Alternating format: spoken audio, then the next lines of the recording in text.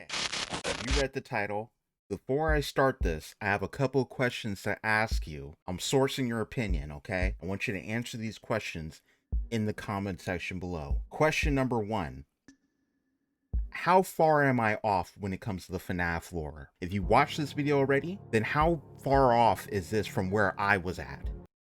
Maybe you guys might not be able to answer that, but if you want to point me in the right direction of what to react to get the full grasp of the FNAF lore, now is your time, okay? Get in that comment section. Question number 2. Should I return to FNAF Security Breach? And if there is a FNAF game that I should try, what is it? Answer these questions for me, please. Alright, today we're going to be checking out Game Theory FNAF, the secret Afton killer. We're diving back in to Five Nights at Freddy's lore. It has been years for me. This is big. If you enjoy this, hit that like button and subscribe today. FNAF's main villain has been keeping a secret from us since the beginning, and none of us caught it. Now, Scott has released Into the Pit for a third time to try and get us to realize that while we were all looking at Afton and the Mimic, there was another lurking in the shadows that explains everything. It's a little strange, I'm not gonna lie, it's a little strange not hearing Matt Pat. I'm throwing it out there. I have to say it. It is a little strange. This is cool. I like this presentation already. It's not like the presentation is like falling in any kind of way. It's good. Just I'm used to hearing Matt Pat's voice doing this. Hello Internet! Welcome to Game Theory, the show that revisits FNAF lore about as much as Scott does. Yeah, if you haven't already heard, we've gotten the second main entry in Scott's interactive novel trilogy. It's called Return to the Pit. That's really cool. So they're interactive? So like, and when it says interactive, I'm assuming it's like the old school way where like you choose your adventure and then like you flip to the page to like know what happens. I love that. And if you're a fan of FNAF, that name will absolutely ring a bell. In 2019, we had the first ever Fazbear Fright story called Into the Pit. Then last year, we had Into the Pit, the game. And now Scott is returning to what is clearly his favorite story in the franchise for a third time. But do you want to know what's more infuriating than Scott telling us the same story over and over again? Scott changing that story just slightly each time. For both the original story and the game, this was something even Matt Pat used to criticize him for. It's the reason why I still feel lost in the lore even after all these years, is because it's not very straightforward, is it? It's a lot of speculation. A lot of deviating too. Missing children's incident was shown to involve 6 kids, rather than the typical 5 that we've been told about in the games, which in and of itself caused lots of disagreements within the fanbase. But now in this new book, do you want to guess how many kids there are? It's been changed back to 5. Is this to line it up more with the games? Does that mean that this version is canon, but the original Fazbear Frights isn't? Scott, my guy, I literally spent an entire episode talking about how it would be nice if the books were canon, and then you go and pull this on me? I mean, I'm thankful you didn't change it to something crazy like 7, but seriously! That being said, this version of the story being more likely canon than the other versions does allow for some interesting theorizing. Something I didn't talk about in our week before theory was how a choose-your-own adventure can work in terms of canonicity. With each of these stories, while there are multiple endings, there is only one canon ending. However, that doesn't mean that the other endings can't be used to help solve the lore. In the week before, we know that phone guy Ralph has to die on night 4. But that doesn't mean that an item he finds in a drawer in a non-canon route can't be used as evidence. The item still exists in that drawer in the world. It is canonically there. It's just that canonically, Ralph never discovers it. Return to the Pit is working on that same principle. The canon ending is Oswald defeats the Yellow Rabbit and saves his dad, like he does in the original story. But there are a number of alternate paths that don't go that way that we can still learn from. Remember, this is the third time we are going through this story. Clearly, there is something that we've been missing that Scott is trying to draw our attention to. And while I was reading one of the alternate endings, something hit me around the face like a yellow rabbit in 1985. This one ending doesn't just add another log to the is it canon fire. It set off a chain of dominoes that completely changed my outlook on the franchise. It seems crazy, but if you'll stick with me, I promise you'll realize just as I did how this book affects affects the timeline, Fazbear's Full Fest origins, and one of the most confusing yet most important villains in this franchise. And no, I'm not talking about Afton, and it's not the Mimic. Get your arcade tokens ready, theorists, because Yeah, because if I remember correctly, Afton is behind everything. That's what I thought was the lore this whole time. He's the reason why the kids got stuffed in the suits or whatever. I know I'm like way off. I have to get back into this. I don't know what it is. I just need to watch a recap video or something. we've got a prize waiting for us to collect: lore. Before we get too into the details, in case you somehow missed the last 5 years of this story existing, Into the Pit is about a kid named Oswald. During his summer break, his dad drops him off at a local pizzeria called Jeff's Pizza. While there, he discovers a ball pit that has strange powers. It can take him back in time to 1985. Oh. Back then, it wasn't Jeff's Pizza, but Freddy Fazbear's Pizza. There, he finds a golden rabbit mascot that lures him into a back room and reveals to him a lineup of dead children. Oswald runs to the ball pit to escape and finds his dad on the other side, but the yellow rabbit follows him, pulling his dad into the pit and taking his place in Oswald's life, driving him home, sitting at his dining table, and sleeping in his bed. Oswald has to break out of his own house and return to the pit in order to find his dad, where he manages to trap the yellow rabbit and put an end to it. Now, in the original... That is a cool looking game. Is that a real game? And when did that come out? I feel like I missed so much. That was so dope. Fazbear Fright story, it was unclear what exactly was going on with this ball pit. Was it really using time travel, or was it Oswald seeing agony-induced memories of the other victims that died in the ball pit? Agony being a powerful negative emotion that works kinda like Remnant, but not really. Listen, don't worry about it. It's really not that important, because in this new telling of the story, as well as the game from last year, we're being shown that this ball pit is using physical time travel. In the game, Oswald is able to take objects from the future into the past and vice versa. And in Return to the Pit, Oswald meets a grown-up Chip, one of the kids he met in 1985. And guys, should I play that game?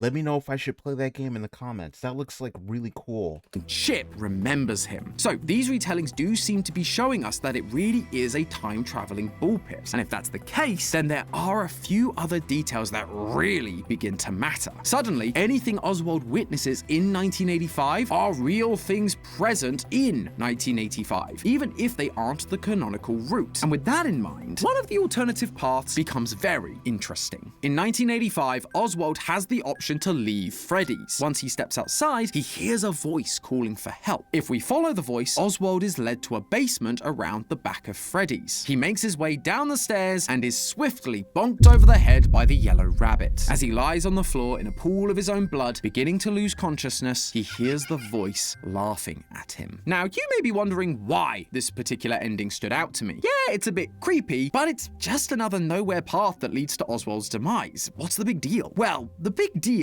comes from when you read the description of the character this mysterious voice is coming from. Is it Balloon Girl? Is it Balloon Girl? I sound so stupid right now. I sound so fucking dumb. Holy crap. About 5 steps away, sitting in the shadow, you see a doll that resembles a little girl. She has red hair in pigtails and is wearing a red dress that matches her hair. Her face, legs, and arms are bone white, and she has a blood red nose and crimson circles on her cheeks. That sounds like not Balloon Girl. What's her name? It's in Sister Location, right? Her entire appearance is unnerving. Immediately, I knew I needed to identify this character. My first thought was Eleanor from other Fazbear Fright stories like To Be Beautiful. After all, Return to the Pit is a retelling Who the hell is Eleanor?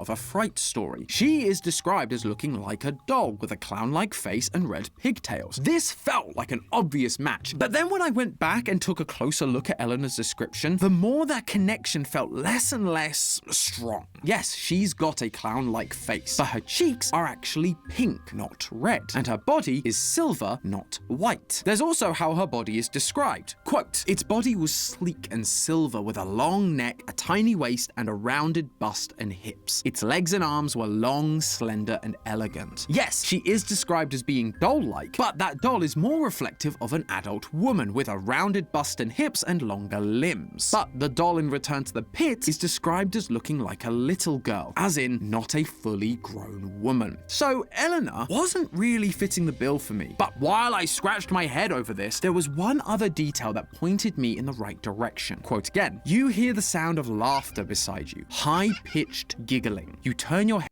At that giggling, like, I know it. I know it from somewhere. Like, I don't know if he's using the sound, but like, I don't know. I feel like I'm tripping. Head and look at the doll. She sits there, perfectly still, but the laughter gets louder and louder. As we've discussed, it feels like this book is trying to align itself with the game canon. So, a red nose, red cheeks, red hair, a red dress, and a creepy childlike laugh can only match one character, Plush Baby. Now, if you're like me, you're probably sitting there thinking, what the heck is Plush Baby doing here? What the fuck is a Plush Baby? Bro, yeah, see, I don't know what I'm doing anymore. Her inclusion felt so... I'm starting to get frustrated from this lore. What the hell is that?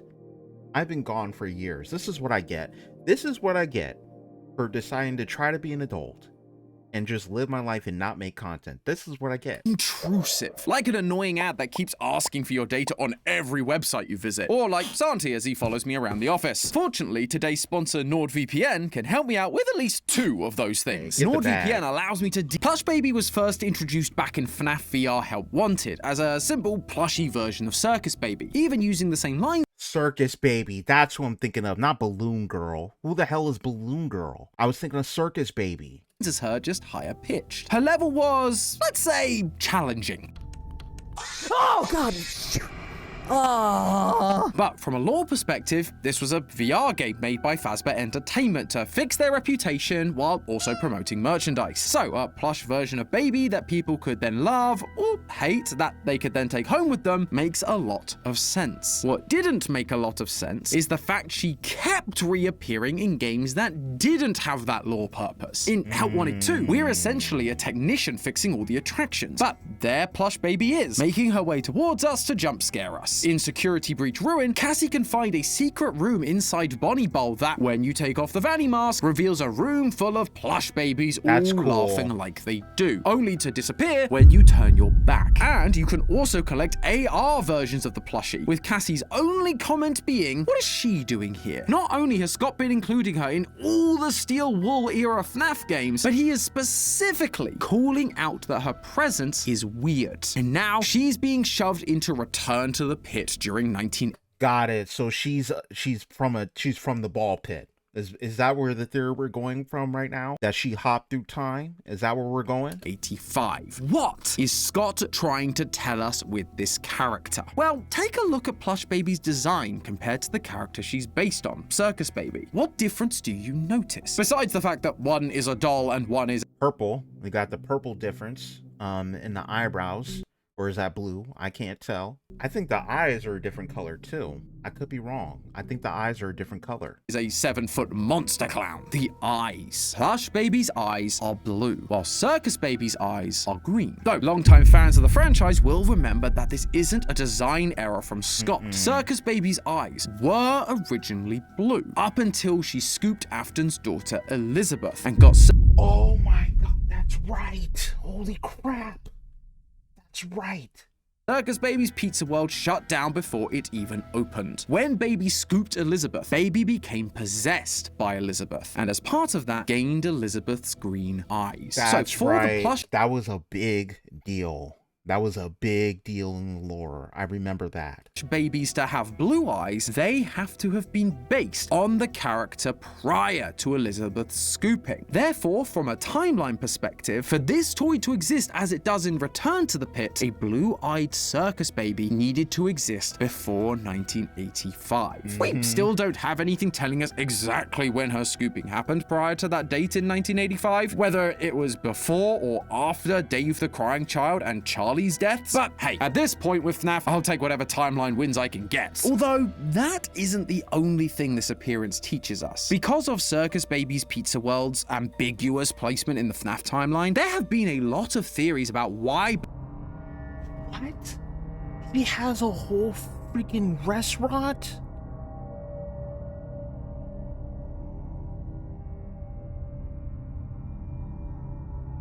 That's wild. That is wild. The world's ambiguous placement in the FNAF timeline, there have been a lot of theories about why Baby and the Fun Times were designed with claws in their stomachs and cavities large enough to hold a child inside of them. Obviously, it was to capture kids, but it's more about why Afton chose this method to capture them when the only thing we'd seen at that point was him stuffing the kids into suits himself. One option that has been theorized about is that the Fun Time designs were made to capture kids in their stomachs because of the police sniffing around after the missing children's incident. Afton couldn't risk getting caught leading children into the back room himself like he used to, so he'd just have the animatronics do it for him. But in this book, we're being shown that Plush Baby, and therefore a pre-Elizabeth baby, were around before 1985, before the missing children's incident, which happened in Return to the Pit in 1985. That implies that Afton's use of Baby and the Fun Times was less responsive and more proactive. Like it was always the plan to have them assist him in capturing kids. Like he knew it was the smart approach to have help rather than doing it all himself. He wanted someone else to bring the kids to a secluded place where he could then kill them. He needed an accomplice. And if you think about it, this idea is actually being reflected with Plush Baby's recent appearances. In Return to the Pit, Oswald is led to a mysterious back room by Plush Baby and I'm starting to get chills. I'm starting to get chills. This is scary as fuck. is then killed by a yellow rabbit. It's not literally Afton, it's a weird monster version of Afton with hundreds of teeth. But then again, it's not literally Baby either. Instead, it's symbolic of the relationship these two characters had. Baby is once again helping to capture the kid, luring them to a place where Afton can finish them off. A similar thing happens in Ruin when we play as Cassie, another child. We're lured to a secret back room much like Oswald was, and inside are a bunch of giggling plush babies. Fortunately, this time, no rabbit came to kill us. And you know why? Because the one who is acting like Afton, the mimic, is locked downstairs in the basement. We haven't released it yet. We can't even put on the Vanny mask in this room, because doing so would summon mixes, the thing that is working to keep the mimic trapped. Symbolically, we're being shown that Afton, or things that think they're Afton, don't work alone. Though it's not just symbolic either. The more I thought about this, the more I realized that recent FNAF has been showing us Afton's need for an accomplice to pull off his plans. Just take a look at the FNAF movie. We've never actually talked about the FNAF movie on this channel before. And I have not seen it. So part of me doesn't even want to finish this, whatever he's about to say, because then I'm about to be super spoiled. But you know what? I'm going to let it play. And if you guys want to hear my thoughts on the FNAF movie, I will go watch it and then I'll report back if that's something you guys really want me to check out. Mainly because Lee stole it from me. Hey, you weren't using it. Well, I am now, so I'll be taking this back, thank you. Dude, you can't just... Oh, look over there! I think Santi's trying to steal an anime episode from you. Hey, come back here! No, you don't! Where was I? Oh, yeah, the FNAF Crack the whole lightsaber out for that. movie. In that movie, we meet William Afton, played by Matthew Lillard. But a key twist of the movie is that while he got Mike the job at Freddy's, he had someone on the inside keeping an eye on him. In fact, the only reason Afton showed up at the end to try and kill Mike was because this person didn't do their job. You had one job. One. Keep him in the dark and kill him if he got too close. That's 2 jobs. His own daughter, Vanessa, in the movie universe, What? is She's in the FNAF movie?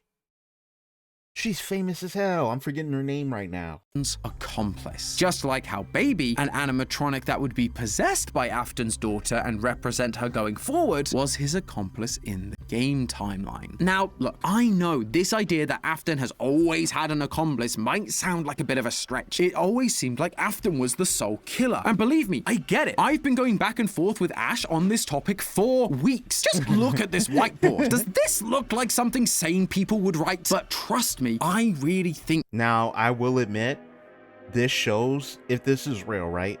This shows that this guy does have the spirit of Matt Pat, okay? And I have to respect it, because this is how deep Matt Pat would go. He literally was that guy from It's Always Sunny in Philadelphia, literally with the whole board. Like, that was Matt Pat. And to see this energy still being presented makes me feel good about the state of the channel. I think there's something to this idea that Afton always needed an accomplice, especially because it would really begin to explain why Vanessa was so important to Glitch Trap in the modern games. With those green eyes, with the green eyes. Is Vanessa grown-up Elizabeth? Or something like that? Where are we going with this? A bit weird that the Mimic 1 program acting like Afton, otherwise known as Glitch Trap, decided that he needed to brainwash someone in order to accomplish its goal. It's a cool concept and we've always liked the Cult of Afton idea, but it just felt a little out of the blue compared to other developments in the franchise. The only logical explanation we've had is that it needed a new body to be made because its main body was destroyed and locked away down in the FNAF 6 location. But if I'm right about what this book and all of these other games are showing us, then it is way more than just a simple put me back together plan. It was the Mimic once again following in Afton's footsteps. It needed its own accomplice. The other weird detail that we just couldn't quite answer was why did Vanessa look like grown-up Elizabeth? Thank you. I'm so glad this is being said because I remember back when I was playing the game in or Security Breach and I was looking at the Vanessa character, I just was I was just doing this. She just seemed so oddly familiar and she just appeared out of nowhere. And I was like, this doesn't make a lot of sense. But this would connect the dots a bit more. Hair and green eyes. Unlike in the movie, she didn't appear to actually be Afton's daughter. The timelines didn't match up. But if the Mimic was copying everything Afton did, from killing kids in the back room during VIP to literally wearing the bunny costume Afton used to wear, then it couldn't have just anyone be its accomplice. It needed to find one that matched Afton's previous accomplice, Circus Baby, i.e. Elizabeth. And here's the thing, for once, I don't think this is just another one of those clarifying details that we've talked about in previous episodes. When Scott clarifies small details, they tend to be very obvious and direct, but this relies much more on us connecting the dots and using symbolism. So much so that he's been shoving it in our faces for the past 5 years, and we're only just starting to realize what it means. That, dear theorists, tells me that while this modern era of FNAF has moved on physically from the day— Okay, I can say right now we did a 180. I can just say I've come all the way around. We're now at the point now where I understand things again. We're back at wherever I was with the lore before I disappeared from YouTube a couple of years ago. I remember this. This is some Security Breach. Yep, this is about where I left off. Days of Afton and Henry, there's still much more for us to learn about them and how they operated. And I believe it's going to affect where this franchise is going. And ironically, I think that ties together really nicely with the thing we've been theorizing about for a long time, Fall Fest. Fazbear's carnival origins from the 70s that we'll hopefully be getting to see more of in the new game, Secret of the Mimic. This is where a bunch of our previous theories all come together. In my very first— So a new game is coming. Okay, maybe I should wait for that. FNAF theory, I briefly mentioned how Circus Baby has always been the oddball in terms of design aesthetic compared to all the other characters, but a circus like Fall Fest would allow her design to feel much more at home, especially now that we have designs like Jackie. In my Secret of the Mimic theory, I also theorized that Fall Fest, specifically of 1979, would be where we'd get to see one of Afton's earliest kills, maybe even his first. This was because of a quote used by Steel Wool's design director when the trailer for the game dropped. A line from Shakespeare's Julius Caesar that comes from a scene between Mark Antony and Brutus, where Brutus had killed Caesar, but Antony couldn't accuse him publicly. I believe this was reflecting Afton and Henry, with Afton being Brutus, Henry being Antony, and an innocent child filling the role of Caesar, because Caesar loved Brutus just like the kids loved Afton's yellow rabbit. I believed that much like Antony, Henry was unable to accuse Afton publicly despite knowing about it because it would lead to the downfall of his business. So by combining these two theories, as well as what we've talked about today between Afton and Baby, we get a much clearer picture of what we can expect to learn about from Secret of the Mimic. Not only are we likely to learn about one of Afton's earliest kills, but we're going to see the true introduction of his accomplice that he's been using since the beginning, Baby. Someone that will distract parents and help Afton lure kids into a secret area and kill them. If I'm right, this would further explain why why after the death of his son, his first instinct was to go back to Baby for his new venture. It was a return to form, back to the partner he could trust after his previous partner Henry betrayed him by making an animatronic that killed his son. The only thing I'm not really sure about, and the thing I'm most excited to see, is who this accomplice actually was. As I've mentioned in previous theories, Fall Fest wasn't the era of animatronics, but costumes. So this Baby accomplice won't be the bundle of wires we know today. It will be a costume worn by a human performer. Oh my gosh, that is creepy. Was it just another person playing the baby clown role as part of the circus that Afton trusted? Or was it Afton's actual baby, Elizabeth? A little girl dressed as a clown helping her dad at his circus job by playing with other kids, making her more of an unknowing accomplice, like Vanessa is the reluctant follower for the mimic. I think thematically it works really nicely and it explains the whole baby name, but we just have no idea how old Elizabeth is at any point in the story. So it's hard to say for sure that she'd have even been alive during 1979. Maybe that's another point of clarification that Scott will add for us in Secret of the Mimic. Or, you know, he'll just do another retcon and then gaslight us into thinking it was there the whole time. I'll admit there's also the chance that this is where Jackie/the Mimic comes into play, with their clown design being the premise for Baby later on. They were initially the accomplice learning from Afton, but later became the master, turning Vanessa into their own accomplice. But what do you guys think? I know that this one feels like a big swing, so I'd really love to hear what you think right now over on GT Live. Ash and I are going to be talking about FNAF until we physically can't anymore, so there's plenty of time to hop on by and give us your thoughts, whether it's extra evidence to support the theory or if you found my sanity in the lost and found. Either way, friends, remember, it's all just a theory. A game theory! Thanks for watching. That was a decent video and it was very engaging. I feel like I still need to catch up.